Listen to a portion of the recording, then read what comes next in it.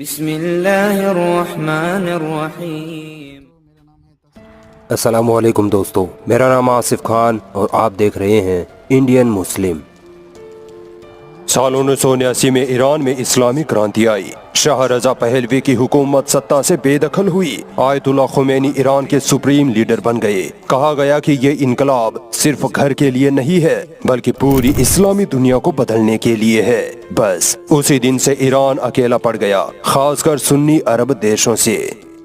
دوستو، اسرائیل اور ایران ایک فل سکیل وار کے مخانے پر کھڑے ہیں۔ اسرائیل کو امریکہ کا کھلا سمرتھن ہے، اسرائیل کے سبھی ہتھیار امریکہ سے آتے ہیں، امریکہ پوری طرح سے اسرائیل کی ڈھال بنا ہوا ہے، جبکہ دوسری طرف ایران بالکل اکیلا پڑا ہے۔ اسلامی امت کی بات کرنے والے سعودی عرب، ترکی اور پاکستان بھی صرف بیان دینے کے علاوہ کچھ نہیں کر پا رہے۔ کیا اسلامی امت کی بات صرف ایک خیالی بات ہے؟ اس چپی کی اصل وجہ کیا ہے؟ اسرائیل کے خلاف اسلامی ملک ایک جٹ کیوں نہیں ہو پا رہے؟ کیا ہے سعودی عرب کی مجبوری؟ سب جانیں گے آج کی اس خاص ویڈیو میں۔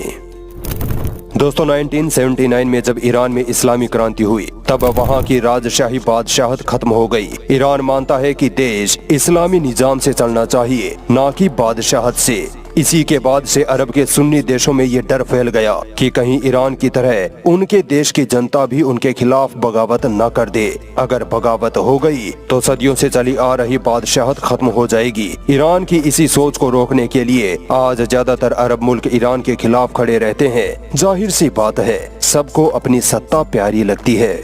دوسری طرف ایران اور عرب دیشوں میں شیعہ سنی کی لڑائی چھڑی رہتی ہے۔ شیعہ ہمیشہ سے اسلام کے خلیفہ، صحابہ اور نبی صلی اللہ علیہ وسلم کی چہیتی بیوی اما عائشہ رضی اللہ تعالی عنہا کو گالیاں نکالتے رہے ہیں۔ اسی وجہ سے عرب کے سنی ملک ایران سے نفرت کرتے ہیں اور اس کا ساتھ دینا اسلام سے غداری سمجھتے ہیں۔ ایران اور سعودی عرب ایک دوسرے کو اپنا دشمن مانتے ہیں کیونکہ دونوں ہی دیش مڈل ایسٹ میں مسلم دنیا کا لیڈر بننا چاہتے ہیں۔ دونوں دیش ایک دوسرے پر پروکسی وار چھڑے ہوئے ہیں، جیسے لبنان، سیریا، یمن اور عراق میں۔ ایران یمن میں ہوتی گروپ کو ہتھیار سپلائی کرتا ہے تاکہ وہ سعودی عرب کی سرکار کے خلاف لڑتے رہیں، اور ادھر ایران عراق میں کچھ گروپس کو سعودی عرب فنڈنگ کرتا ہے تاکہ وہ ایران پر حملہ کرتے رہیں۔ اسی وجہ سے سعودی عرب کھل کر ایران کے سمرتھن میں نہیں آتا ہے۔